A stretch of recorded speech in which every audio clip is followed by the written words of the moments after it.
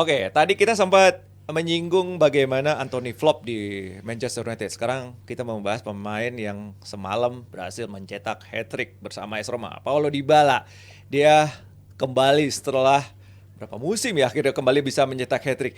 Ini murni karena Virzi, pelatihnya De Rossi bisa mengembalikan performanya atau memang liganya, Serie A-nya yang ya begitulah. Enggak, ini ada hat-trick pertamanya si Dybala sejak September 2017 ya. Dan ini juga akan menjadi musim terbaiknya Dybala sejak 2018 kalau nggak salah. Iya. Tapi kita lihat emang Dybala kan sebenarnya kenapa dia bisa end up in Roma kan karena dia dilepas Juventus dan Roma adalah salah satu dari sedikit klub yang mau ngambil resiko dengan fitnessnya dia, karena kita tahu catatan fitnessnya dia sejak 2 musim terakhirnya lah di Juve nggak sebagus itu lagi. Dia punya talent, itu kelihatan banget, technical ability dia hebat banget. Ada satu momen ketika dia berhentiin bola kemarin dari bola lambung jatuh, dia tahan dengan satu kaki, bolanya berhenti, dan kita lihat komentator di Italia tergila-gila dengan momen itu.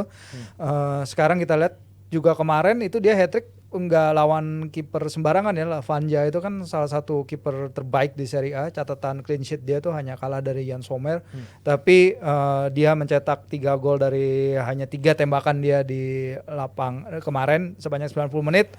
Dan ya ini adalah bukti apa ya, ketika dia pertama datang kan, ketika dia ngerasa nggak diinginkan oleh Juventus, akhirnya ketika diperkenalkan di Roma, waktu itu gue juga lagi bikin artikel itu bagaimana 8.000 orang datang ke plazanya lah di tengah kota Roma dan menyanyikan namanya, tepuk tangan dia, dia sampai duduk sampai terharu gitu, nangis ketika itu kan, dia menunjukkan kayak gue ngerasa dicintai lagi, dan itu yang membuat ikatan dia dengan Roma luar biasa. Tapi itu lagi balik lagi, ini kehadiran dia juga karena strateginya Roma juga ya, nggak banyak, dia bisa datengin beberapa pemain kayak mungkin Lukaku dan beberapa lagi yang not necessarily akan berani dipakai oleh tim lain karena faktor cederanya. Tapi itu dia masalahnya dengan Dybala, kalau dia bisa fit, is a good player, tapi itu dia bagaimana cara membuat dia fit seperti mungkin ketika tahun-tahun dia di Palermo atau ketika awal di Juve ketika itu. Dan ini adalah salah satu misinya De Rossi lah sekarang. Wow, Mas Ran punya pandang lain. Mungkin karena liganya, tapi memang karena dia punya semangat diri dan dapat sentuhan dari De Rossi. Enggak juga sih. Dia sempat juga hampir bikin hat-trick ya. Waktu itu dia bikin 2 gol dalam waktu kalau nggak salah 39 menit. Dia bikin 2 gol. Terus di menit ke 70 kalau nggak salah diganti gitu. Yang tadinya dia pengen bikin hat-trick gitu, tapi sama Mourinho ditarik gitu. Karena memang Mourinho tahu ini pemain nggak bisa dipaksain terus-terus tampil 90 menit day to day. Itu nggak week in week out tuh dia nggak bisa. Makanya dia dipirit-pirit tuh kalau dimainin sama si Mourinho. Bener kan, ketika dipaksain ternyata cedera lagi, lapse lagi berapa kali. Itu kan yang buat dia nggak bisa konsisten ya karena faktor itu. Salah satu kenapa dia dilepas Juventus ya juga karena faktor itu juga. Kalau dihitung harinya tuh jauh lebih banyak cederanya dibandingkan dia mainnya gitu kan. Makanya kenapa dalam periode yang sebelum ini dia nggak bisa cetak hat-trick ya karena masalah itu juga. Ketika dia lagi fit nggak dipaksain juga untuk tampil, itu mendingan disimpan untuk musim-musim sebelumnya, pertandingan-pertandingan setelahnya gitu. Ya De Rossi ya mungkin punya pertimbangan lain, dia coba ngetes dia 90 menit apakah dia bisa untuk konsisten tampil bisa cetak gol dan juga bisa maintain ini di pertandingan selanjutnya apa enggak gitu. Apakah ini sebuah ujian, tapi kalau abis ini end up-nya cedera lagi kan masalah lagi buat mereka gitu kan. Iya sih. Tapi ya kalau gue ngelihat di Serie A banyak juga pemain yang bisa bikin hat-trick gitu. Maksudnya bukan suatu hal yang apa ya, bukan spesial juga ya. Kalau kita lihat di Serie A cukup banyak yang bisa bikin hat-trick. Jadi ya gue nggak ngelihat something yang spesial sih dari hat-trick dia. Oke, berarti setuju coach dengan pandangan Asario. Lu itu satu pertanyaan lu gilir semua. Iya. Oh ya lu kasih pertanyaan lain, Miko. Iya, ini sebelum kita ke De Rossi ini sebenarnya. Mungkin ada coach pandangan lain. Ntar gue lewatin lo ngamuk lagi coach. Pusing gua bener. Kalau gue ngeliat sih karena faktor pelatih aja. Pelatih bagus. Ya. Pelatihnya ya minimal pelatih bisa mengangkat kepercayaannya pemain. Jadi pelatih era modern saat ini, contohnya De Rossi ini. Intinya adalah Mourinho pelatih katrok. Mourinho nggak bisa nggak di mana-mana dipecat, De Rossi masuk, katanya oh ya 3 match pertama menang karena lawan rank 18, 19, 20. Habis itu kalah lawan Inter. Habis itu menang-menang lagi terus. dilanjutkan. Lawan Feyenoord menang, Adu penalti. kadang seri. Terus 2 match beruntun menang. Ya nggak kebetulan, bukan kebetulan. Kalau sekali doang mungkin kebetulan 3 match pertama mungkin kebetulan. Habis itu kan dia tunjukkan lagi. Jadi murni apa ya? Murni karena pelatihnya. Oke, Tapi ya harus dikalkulasi di akhir musim juga gitu kan. Dia tinggal lihat konsistennya. Ya, kan kalau kita lihat dia di Europa League musim lalu final kalah gitu kan. Dia sekarang kan baru masuk ke 16 besar. 16 besar. Apakah bisa Enggak, melaju? tapi tergantung drawing juga kalau Ya apapun European itulah. League. Maksudnya kan lo bisa Oh, bawa Brighton kan. lawan Brighton nanti Iya, lawan Brighton gitu. Kalau lo bisa balik lagi ke final, ya berarti lo selevel dalam sisi main di cup competition gitu. Di liganya ya kalau lo masih di peringkat Ya jelas sekarang di atas sebelum pas ditinggal Mourinho lah. Ditinggal pas ada Mourinho beda sama peringkat banget. peringkat 6, peringkat Enggak lah 7. ngawur. Di bawah Mourinho peringkat 8-9. Sempat 9, sempat 6. Dia kan turun naik juga. Sekarang 5-6. Dia karena kalah beruntun sama berada di bawah Lazio itu yang menjadi pertimbangan terakhir ketika walaupun lo Pas kalah lawan Lazio. pas kalah dan akhirnya peringkat lo di bawah Lazio gitu kan. Kalau selama ini kan selama dia masih ada di atas Lazio, Roma tuh masih down main gitu. Oh, kita masih ada Roma karena kan gengsi mereka di dalam kota itu kan Masih beda tinggi. banget. Pokoknya lo di atas rival abadi lo masih aman. Udah gitu dia kalahnya di Coppa Italia ditambah lagi berada peringkatnya di bawah Lazio, makanya dia langsung nggak ada ampun dari posisi itu. Harusnya dari tahun lalu dipecat. Ini ngomong bahas De Rossi menurut coach musim depan Nggak bisa. Bahkan memberikan sesuatu Nggak nggak? bisa kita prediksi. Ini juga bisa honeymoon period. Lagi oke-okenya. Kedua, lu nggak tahu siapa yang dijual, siapa yang dibeli. Jadi lu nggak bisa prediksi tahun depan seperti apa. Iya, kestabilan klub itu sih benar sih karena kalau kita ngomongin Serie A kan Mercato paling penting ya. Kayak Inter sekarang bergeraknya kan cepet. Taremi, Zielinski udah dia pastiin. Itu tim yang banyak orang bilang di Italia udah kayak punya liganya sendiri aja, udah main sendiri, free hit aja buat siapapun yang ketemu. Makanya ketika De Rossi dibilang mereka ngasih perlawanan ke Inter, tapi emang udah levelnya jauh banget, udah kalah susah. level. Iya, udah kalah level jauh banget dengan macam-macamnya lah. Sekarang mereka ketemu saingan terdekat Atalanta nih. Atalanta sebenarnya di atas mereka di peringkat 5, tapi Atalanta itu akan ketemu Inter. Jadi basically mereka dapat kemungkinan itu untuk naik. De Rossi kita lihat ruang gantinya benar-benar Roma incun nama dia, makanya si Mourinho ngerasa dikhianati apa-apalah karena para pemain kok langsung deket dengan De Rossi kayak mereka nggak menghargai, appreciate ketika waktu dia di sana. Tapi kalau kita lihat apa yang akan terjadi ke depannya ya De Rossi sekarang ini lagi masih indah-indahnya aja. Ya, lu baca di mana Mourinho merasa dikhianati? Emang bilang gitu? Itu yang dia balikin cincinnya yang dari Lorenzo Pellegrini. Jadi ketika Roma menang juara Conference League itu si para pemain ngasih cincin ke Mourinho. Nah ketika Mourinho pergi dari Trigoria hari terakhir ya dia taruh cincinnya itu di locker roomnya si Lorenzo Pellegrini kapten. Jadi Il Messaggero itu yang hariannya Roma bilang ini adalah token dari bagaimana Mourinho ngerasa dikhianati sama para pemainnya karena para pemainnya langsung deket dengan De Rossi, langsung kayak ngerasa udah Mourinho udah pergi aja nggak ada artinya gitu. Baperan dong Mourinho. Ya mungkin maybe ya udah tua kali ya baperan nggak tahu, tapi ya itu tokennya seperti itu, cincinnya dibalikin. Nah kelanjutannya seperti apa setelah itu ya kita lihat aja apa yang terjadi dengan De Rossi ini, bahwa kemenangan yang dia bawa memang bukan kemenangan yang jelek. Dia mainnya sekarang lebih agresif, more passes, Jauh lebih agresif. Iya, jauh hybrid main 3 back 4 back. Dia berani ganti si Jose Sa kiper yang veteran si Villar itu.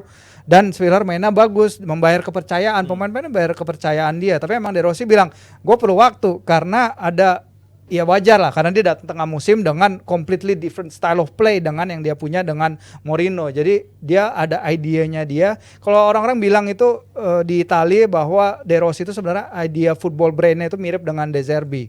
Cara mereka pingin bermain tuh sama.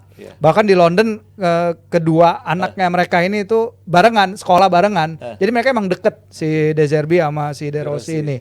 Nah kalau itu yang ingin dikejar, kita akan melihat Brighton versi cara bermain Brighton tapi versi Roma.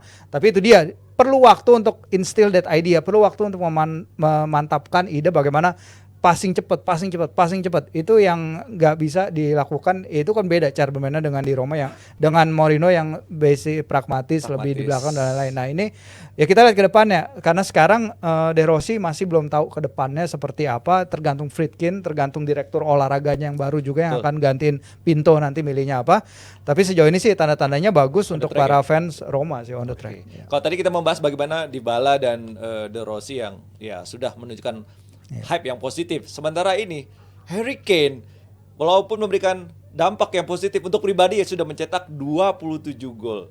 Mengalahkan top skor lainnya di 5 liga top Eropa tapi masih dianggap pembawa sial. Why coach? Enggak, itu netizen Wakanda aja yang anggap begitu. Enggak ada yang anggap dia begitu. Dia perform well dan ini adalah olahraga 11 lawan 11. The others yang nggak perform well. Iya. Apa? The others Iya, yang iya, nggak iya, perform iya, well. iya. Dia Dianggap juga- gagal nggak? Maksudnya Harry Kane itu dianggap gagal enggak walaupun lah, dia mencetak prestasi. Ya enggak lah. Enggak ya? bad timing aja. Iya. Dia Ya, datang. ya enggak lah. Ya dia I mean- doing his job maksudnya dia kan Iya, iya, mau iya. nyetak Dia- gol ya. Dia di-hire untuk cetak gol, dia Dan digaji it works. besar dan dia lakukan jobnya kok. Iya. Yang lain aja katro. Kan kalau lu main sendirian ibarat Ronaldo di prime-nya Ronaldo atau Messi di prime-nya Messi bawa ke tim-tim Liga Zimbabwe atau apa terus langsung juara kan enggak. Enggak. Kan tergantung Messi bisa perform, Ronaldo bisa perform karena waktu dia di Madrid timnya luar biasa, di Barca timnya luar biasa, maka itu mereka perform. Oke. Mbappe di PSG nggak kemana-mana juga, Timnya gitu-gitu Kita aja. lihat Gitu aja, sekarang gitu-gitu timnya, ya. aja. Kecuali nanti Mbappe di Madrid harus bisa ngangkat Madrid juga ngangkat Mbappe-nya sendiri, Oke. ngerti nggak? Nah sama kasus kayak gini, Munchen lagi ancur-ancurnya, pelatihnya ribut. Dia masih bersinar lah Lagi ya. nggak kondusif tapi dia tetap bisa cetak 27 gol. Ya bagus. Bagus. Gila. Iya. Gila banget. Berarti yang salah menilai itu ya para netizen itu yang membuat wah pembawa netizen sial. lu denger. Ya netizen kan selalu melihat dia nggak Patokannya kan prestasi. sama ya. dia nggak bisa dapat Spursnya. apa-apa. Iya, Trofi, trofi. patokan Dia nggak- netizen kalau trofi. dapat trofi luar biasa, makanya suruh ke Senen aja beli trofi.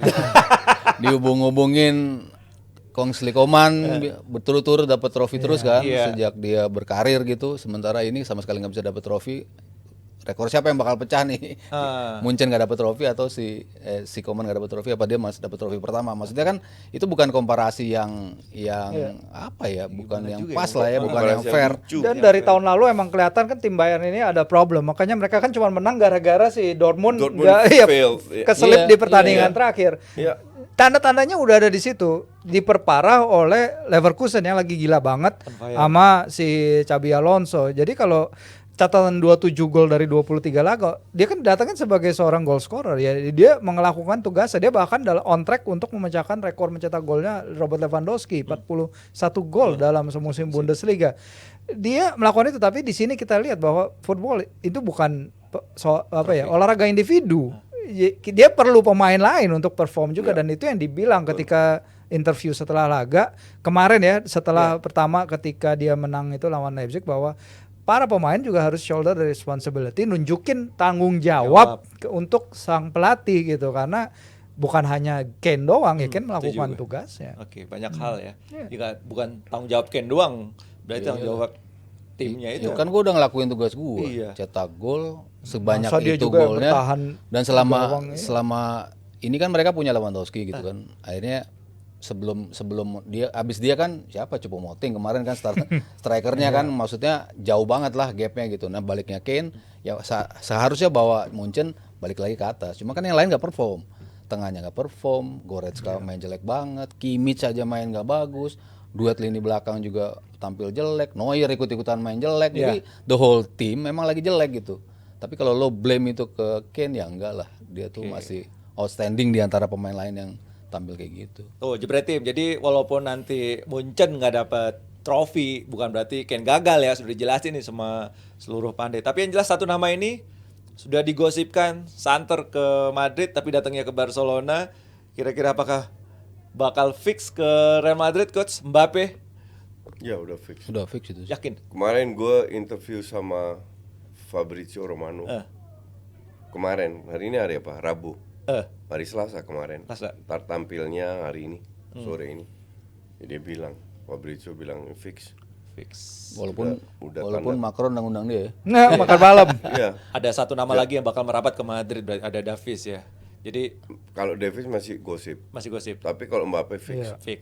Berarti Madrid ini tengah membentuk Los Galacticos gitu istilahnya coach. Yang baru ya, sekian berapa jilid itu. Enggak sih. Kalau Galacticos kan butuh banyak orang, tapi Iya. kan dia kan cuma satu lah Galacticosnya. Dan Kalau Davies Maaf datang. ini. Kalau jadi Davis nggak masuk Galacticos. Iya. enggak lah. Levelnya nggak. masih belum ya. Emang nggak ada rencana untuk bikin Los Galacticos. Justru Madrid ini pembeliannya very smart dan very efektif. Iya. Karena hampir semua pemain muda Pemain yang muda dibeli up and coming, itu iya. perform. Regenerasi. Iya, jadi ini bukan Regenerasinya Los bagus. Galacticos. Justru mereka mengubah itu. Iya, betul. Cuman memang sebuah tim butuh 1-2 pemain bintangnya lah. Iya, iya, Sekarang kan tetap ada ada. Vini lah. Vini kan paling. pemain bintang untuk gue. Benzema cabut dan datang Mbappe. Ya Bellingham calon bintang. Calon bintang. Masih belum. Ya kan baru setengah tahun juga di Madrid. Nah, nanti mungkin bisa Bellingham, Vini sama Mbappe jadi bintangnya. Oke. Tapi ya time will tell apakah itu bisa terjadi. Apakah Mbappe bisa tune ininya belum tentu juga. Lihat cara adaptasi karena ya Vini kan orangnya egois juga. Modelannya. Ya, jadi lu lihat maka dari itu gue selalu sanjung Benzema. Dengan siapapun tandemnya dia bisa mengorbankan dirinya agar timnya perform. Ya. Yes. Nah, sekarang kita lihat Mbappe bisa nggak? Iya. Ya kita tunggu aja nanti jawabannya. Iya, jadi nggak bisa lu prediksi. Dan ini definitely bukan Los Galacticos. Dan Madrid nggak ada niat juga untuk bikin Los Galacticos baru. Oke, walaupun nama Mbappe masuk, kemudian dikabarkan Antonio Davies juga belum tentu bisa masuk. Berarti sepakat nih para pandit, Madrid belum menuju ke Los Galacticos. Oke, jangan kemana-mana Jebret Tim. Kita akan punya satu bahasa menarik lainnya dari tanah air. Tetap bersama kami.